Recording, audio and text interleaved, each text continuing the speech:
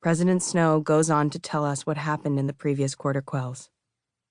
On the 25th anniversary, as a reminder to the rebels that their children were dying because of their choice to initiate violence, every district was made to hold an election and vote on the tributes who would represent it. I wonder how that would have felt, picking the kids who had to go. It is worse, I think, to be turned over by your own neighbors than have your name drawn from the reaping ball. On the 50th anniversary, the president continues, as a reminder that 2 rebels died for each capital citizen, every district was required to send twice as many tributes. I imagine facing a field of 47 instead of 23. Worse odds, less hope, and ultimately more dead kids. That was the year Haymitch won. I had a friend who went that year, says my mother quietly. Maslany Donner. Her parents owned the sweet shop. They gave me her songbird after, a canary. Prim and I exchange a look. It's the first time we've ever heard of Maslany Donner.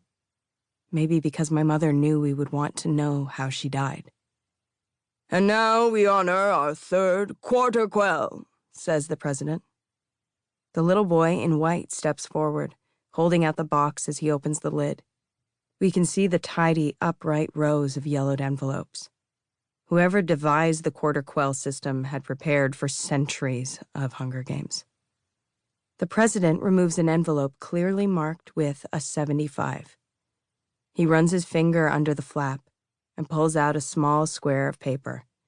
Without hesitation, he reads, On the 75th anniversary, as a reminder to the rebels that even the strongest among them cannot overcome the power of the capital, the male and female tributes will be reaped from their existing pool of victors.